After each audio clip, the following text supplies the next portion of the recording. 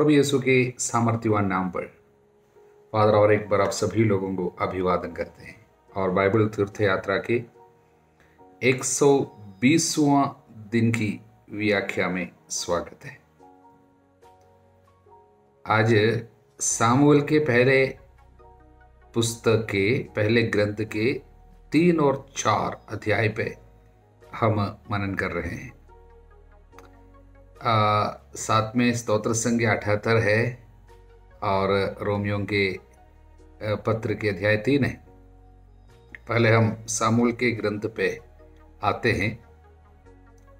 तीसरे अध्याय पे, सामुएल के पहले पुस्तक के पहले ग्रंथ के तीसरा अध्याय बहुत ही सुंदर एक चित्र है। प्रभु सामुएल को बुला रहे, उसकी बुलाहट, सामुएल की बुलाहट, पहली बार प्रभु का दर्शन और प्रभु की उपस्थिति या प्रभु का शब्द और प्रभु उनको एक कार्य सौंप रहे हैं और इस सुंदर एक बुलाहट का चित्र हमें यहाँ पर देखने को मिलता है। इसके द्वारा कुछ संदेश हमारे सामने आते, इस अध्याय से कुछ महत्वपूर्ण संदेश है, हम देखेंगे। पहला संदेश यही है, वहाँ पर उस समय के बारे में कुछ सूचना हमको मिलते हैं जब इसकी बुलाहट हुई।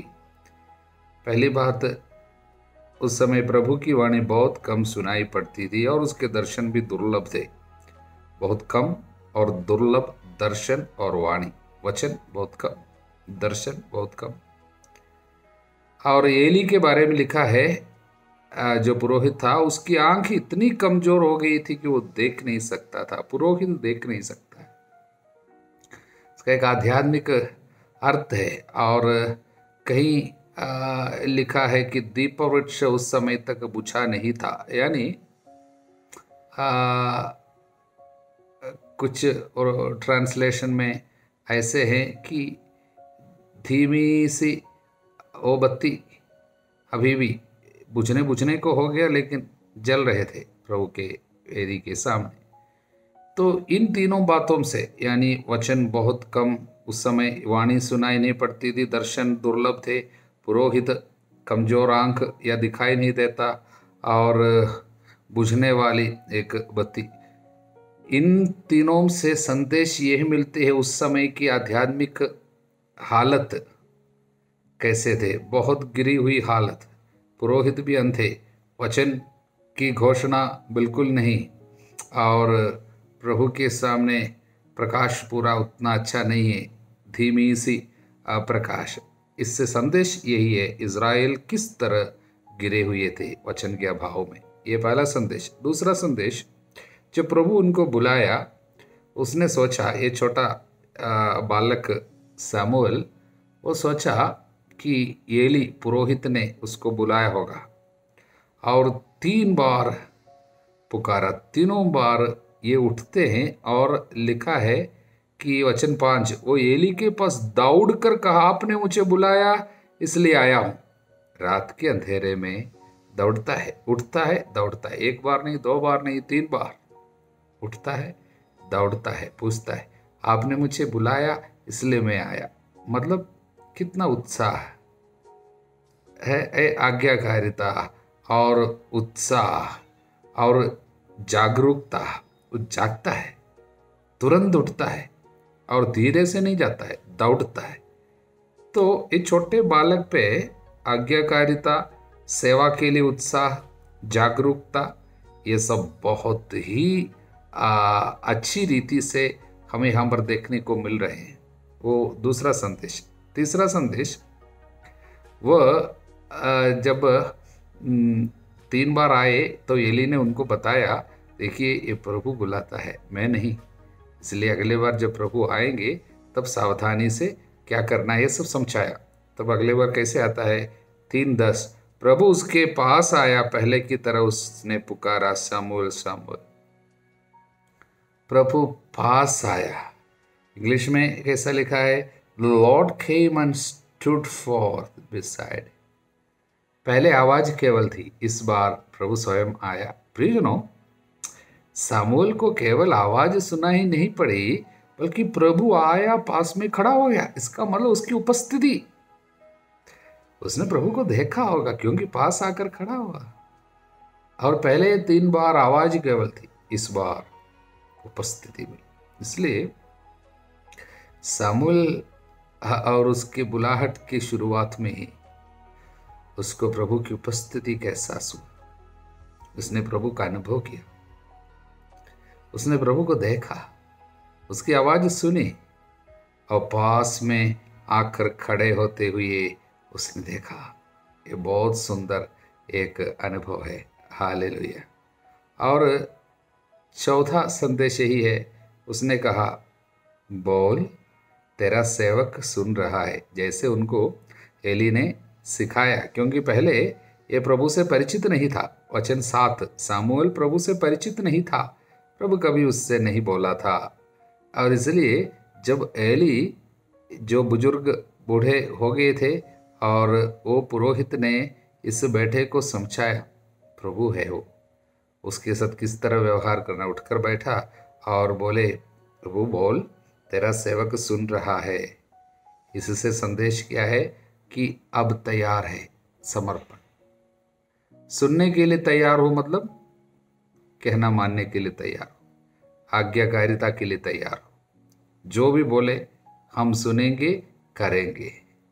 तो पूर्ण समर्पण की एक घोषणा यहाँ पर करते हुए ये छोटा बालक सामुएल उन दिनों जो पुरोहिताई के काम करते थे, एली के संतान, उनके एकदम खिलाफ एक चित्र सामुएल का हमें अभी देखने को मिलता है। क्योंकि पुरोहित जो थे उस समय का प्रभु के लिए समय नहीं थे, कहना नहीं मानते थे, और बहुत ज़्यादा लालच में फंसे हुए थे, वासना के पाप में रहते थे, और खाने को बहुत ज़्यादा महत्व देता था।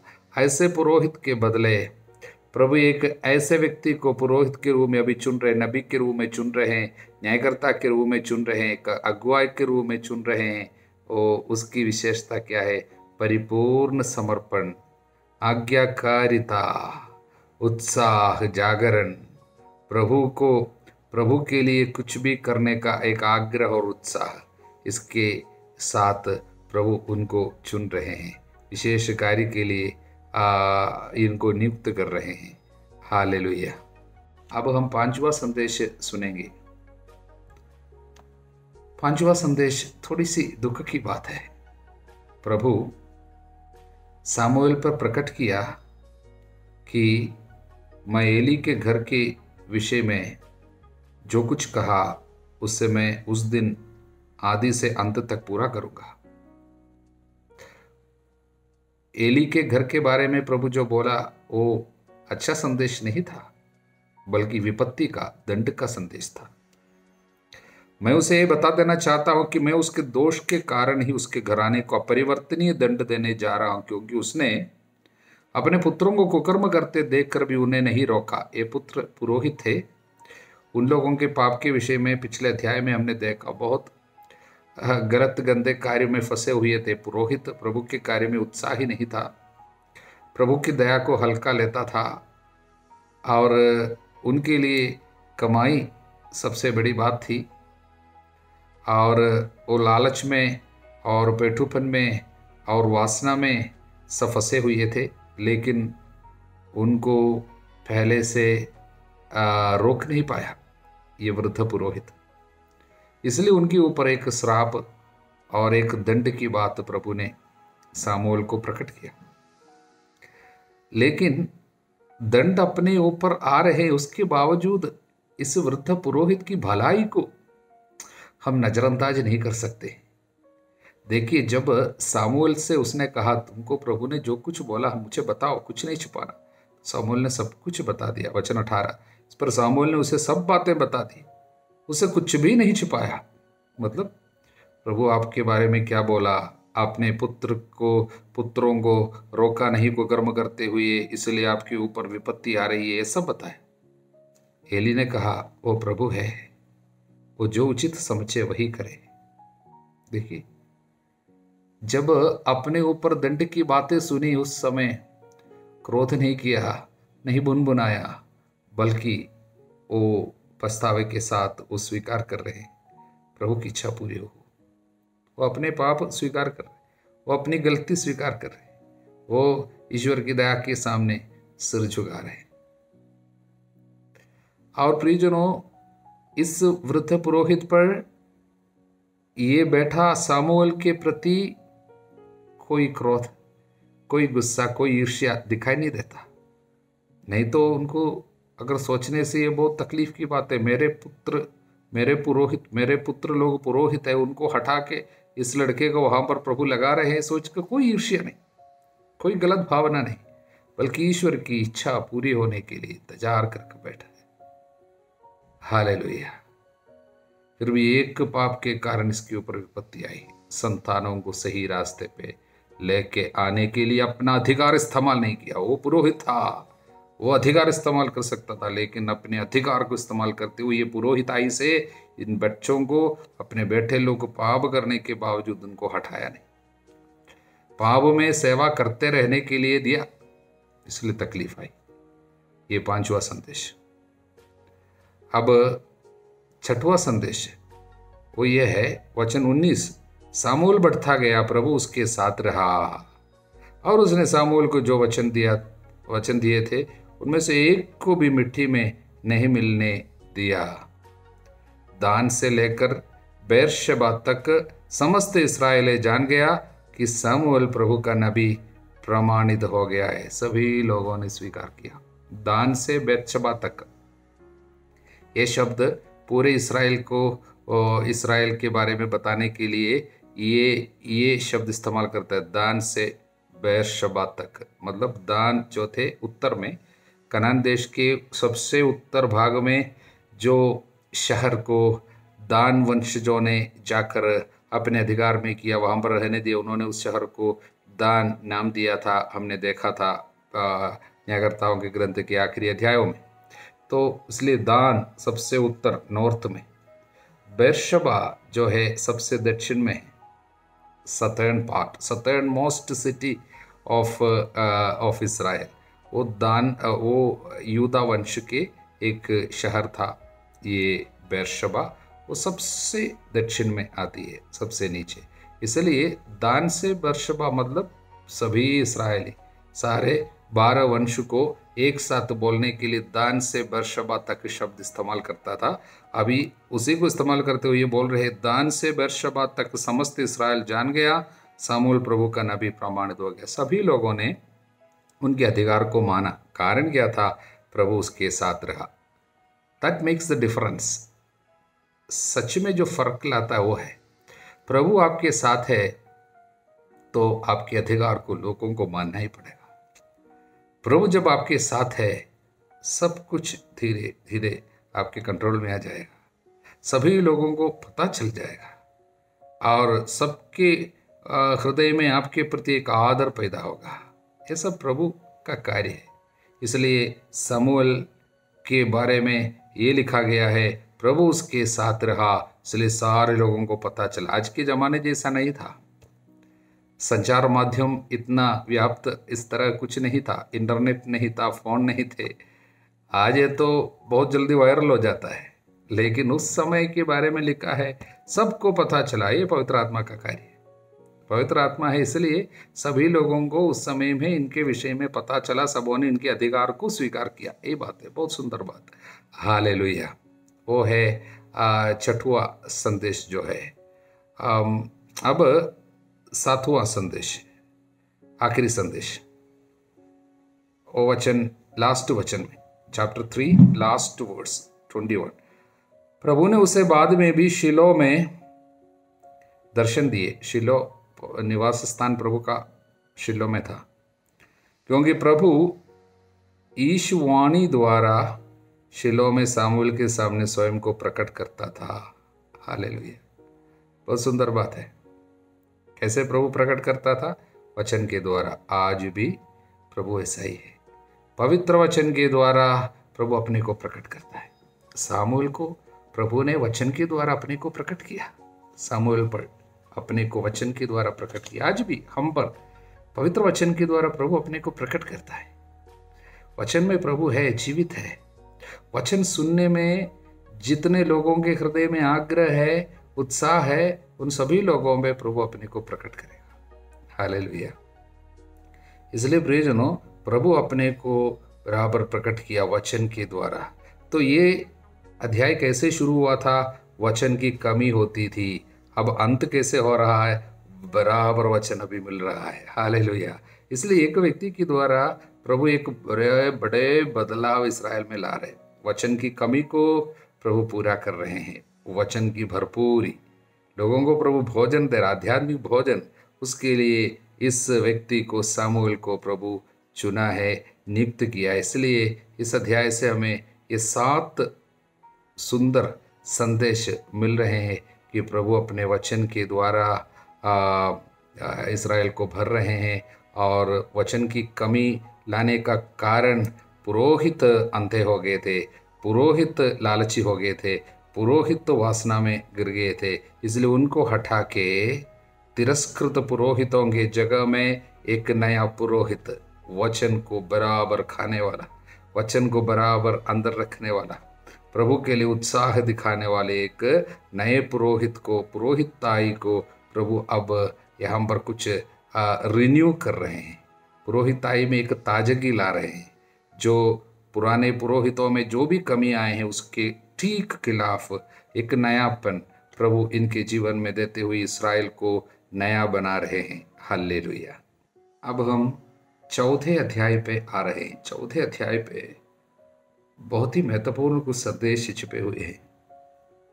यहाँ पर फिलिस्ती लोग इस्राएल पर आक्रमण किया और फिलिस्ती लोगों को इस्राएल पराजित नहीं कर पा रहे। पहले ही दिन लगभग 4000 सैनिक रण क्षेत्र में, युद्ध भूमि में इस्राएली मारे गए। तब इस्राएलियों के नेता लोग मिलकर एक फैसला लिया, शत्रु के पंजे से हमको छुड़ाने के लिए हमारे पास प्रभु है, प्रभु की मंजूषा है, हम मंजूषा को लेके आएंगे।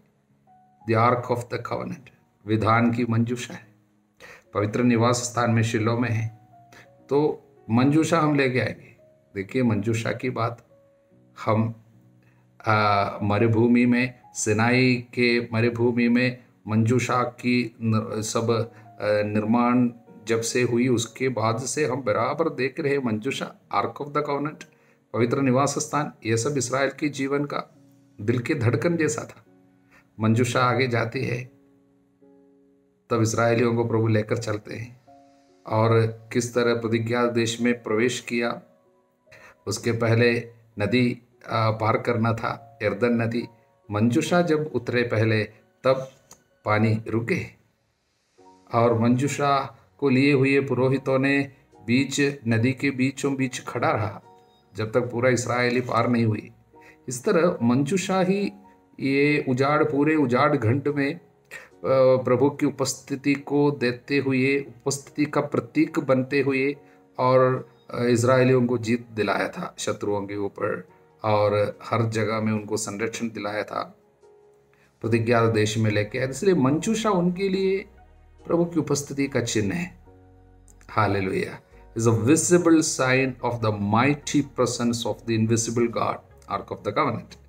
तो उनके लिए कोई अब शक ही नहीं था, शत्रु कितने भी क्यों ना हो, कितने भी शक्तिशाली क्यों ना हो, मंजूषा आएंगे सब शत्रु भागेंगे। सोचा था, विश्वास किया था। लेकिन इस बार क्या हुआ, मंजूषा लेके आए लेकिन मंजूषा ने इनको जीत नहीं दिलाई, बल्कि क्या हुआ, उल्टे में शत्रु ने ये मंजूषा अपने पास ले गया, मंजूषा के ऊपर कब्जा किया। और पवित्र जो मंजूषा जो है, विधान की मंजूषा फिलिस्तियों ने ले लिया और 40,000 नहीं 30,000 सैनिकों को उस दिन मार डाला इस्राएल के, और एली के दोनों पुत्रों को मार डाला। और ये बातें सुनते हुए एली गिर जाते हैं और वो मर जाते हैं, वहीं की वहीं मर जाते। उस समय वो 98 साल के थे और वो उसका गर्दन टूट गई और उसका प्राण निकल गए, क्योंकि वो पीछे की ओर, अपने आसन से पीछे की ओर लुढ़क गया था। और इस तरह एली की मृत्यु हुई। और ये बातें सुनते हुए फिनहस की पत्नी जो बच्चे को जन्म दे रही थी उसकी भी मृत्यु हो गई। इस तरह बहुत ही बड़ी विपत्ति इनके पूरे खानदान पे, एली के खानदान पे आए, पुरोहित भाई पुरोहित के परिवार में आए, इस्राएलियों के जीवन में आए। पवित्र निवास स्थान शत्रु के हाथ में चला गया। प्रियजनों, इससे संदेश क्या मिलता है?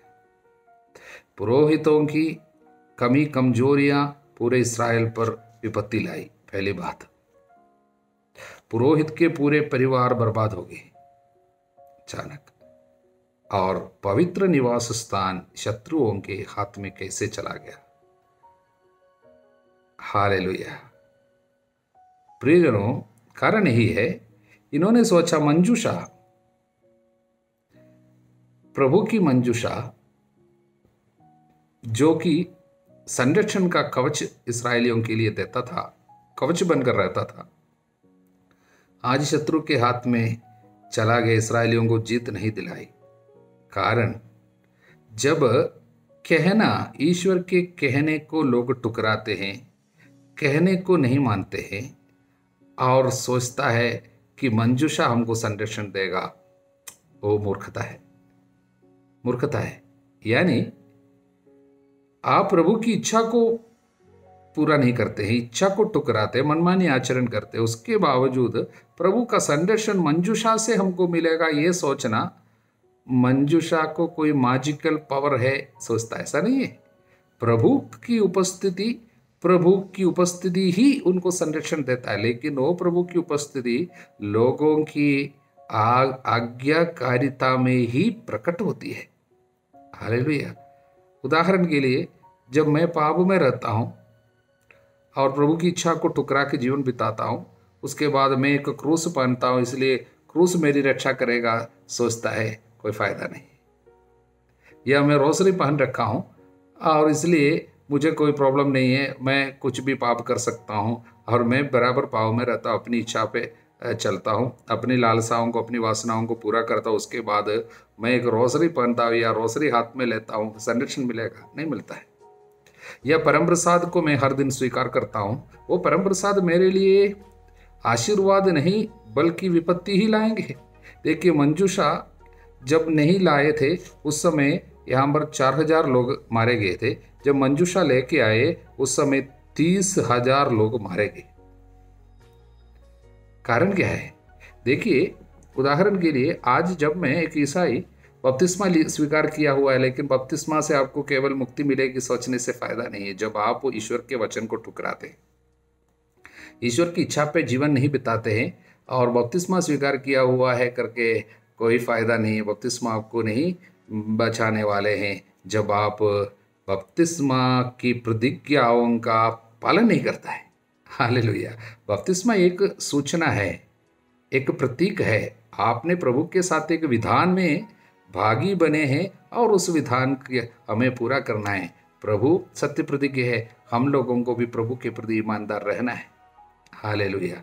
इसलिए जब तक आप और मैं प्रभु के कहने पे नहीं चलता है तो प्रभु का संरक्षण मिसा बलिदान के द्वारा या कोई यानी सैक्रमेंट जो है, सैक्रमेंट के द्वारा, संस्कार के द्वारा या सैक्रमेंटल, इसका मतलब जो है रोजरी प्रार्थना या नोवेना में जाते हैं या रोसरी पहनते हैं या क्रूस धारण करते हैं या क्रूस का रास्ता करते हैं या मोमबत्ती जला के रखते हैं, प्रार्थना सब करते हैं। इन तमाम चीज़ें हमको बचा नहीं पाएंगे जब तक हम प्रभु के साथ हमारे जो वायदाओं को, हमने जो वादा किया है प्रभु के साथ, जब बपतिस्मा में हम प्रवेश की बपतिस्मा हमने लिया, हमने प्रभु के साथ एक विधान में भागी हुए थे और वो है कि मैं बपतिस्मा की इस पवित्रता को बनाए रखूँगा, मैं प्रभु के रास्ते पे चलूँगा। ये बराबर शिक्षा प्रभु हमको वचन के द्वारा देते जा रहे हैं। लेकिन उन्हें टुकराते हुए अपने मनमानी आचरण करने के बावजूद हमको संरक्षण मंजूषा से मिलेंगे या ये रोजरी से मिलेंगे या कुछ अन्य कोई क्या है नोवेना करने से मिलेंगे, ये सोचना मूर्खता है। शत्रु हमारे ऊपर हावी हो जाएंगे। ईश्वर के मंदिर को हमने लुटेरों का अड्डा बनने दिया, शरीर पे अशुद्ध कार्यों को पूरा बढ़ावा दिया, उसके बाद प्रभु हमको संरक्षण देगा, इस तरह की सोच हमें नहीं रखना। इसलिए ये जो विपत्ति इस्राएल के ऊपर आई है वो एक चेतावनी थी। इस चेतावनी के द्वारा प्रभु उनको वापस बुला रहे पछतावा के लिए, और वचन पर पुनः चलने के लिए प्रभु उनको वापस बुला रहे थे। हालेलुया। अब हम स्तोत्र संज्ञा 78 पे इस्राएल के इतिहास के पूरे विवरण देते हुए प्रभु एक संदेश देना चाहते हैं। विद्रोही लोगों के प्रति बराबर सत्य प्रतिज्ञता प्रकट करते हुए प्रभु अपने स्वभाव को और इस्राएल के स्वभाव को हमारे सामने प्रकट करते हैं, और उससे कुछ नई सीख लेने के लिए हमें निमंत्रण देते हैं। ये एक कहानी है, यानी पूरे इस्राएल की कहानी है, इस्राएल की जीवनी है, उनका पूरा इतिहास है। राजा दाऊद तक के इतिहास को इसमें बताया गया। और बराबर एक बात हुई है, प्रभु उनके साथ बहुत अच्छा रहा हमेशा, लेकिन इस्राएल ने उनके साथ, ईश्वर के साथ, प्रभु के प्रति ईमानदार नहीं रहा, अच्छा नहीं किया। इस बात को दूसरे वचन में प्रभु इस तरह प्रकट करते हैं, मैं तुम लोगों को एक दृष्टांत सुनाऊंगा, मैं अतीत के रहस्य खोल दूंगा। इसको एक रहस्य के रूप में बताया गया है। हालेलुया। इसको समझने के लिए संक्षिप्त में हम कुछ 5 भाग में इसको बांटकर समझ सकते हैं। पहले एक परिचय दिया गया, एक इंट्रोडक्शन, एक भूमिका, वो वचन 1 से 11 तक एक इंट्रोडक्शन है। इसमें संक्षिप्त में बताया गया अतीत से सीख, भविष्य के लिए शिक्षा, नई पीढ़ी के लिए एक शिक्षा है। अतीत में जो कुछ हुआ उसको देख के नई पीढ़ी को सिखाना, उनको एक चेतावनी, उनको एक नई शिक्षा देना। और 12 से वचन 55 तक हम पढ़ते हैं विद्रोही और हठी इस्राएल मिस्र से कनान तक। मिस्र की गुलामी से जब से प्रभु ने निकाला तब से कनान देश में प्रवेश करने के उस समय तक, यानी यर्दन नदी को पार करने के समय तक, यानी लाल सागर को पार करने से लेकर यर्दन नदी को पार करने तक के समय में इस्राएलियों के विद्रोह को, उनके हठी स्वभाव को यहाँ पर प्रकट किया है।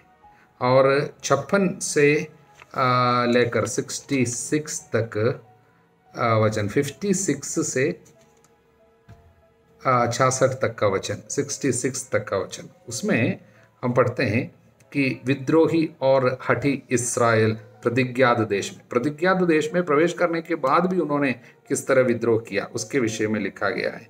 और अंत में हम 67 से 72 तक, उसमें एक आशामय एक चुनाव, दाऊद की चुनाव करते हुए प्रभु चाहते हैं कि कुछ नया यहाँ पर होंगे।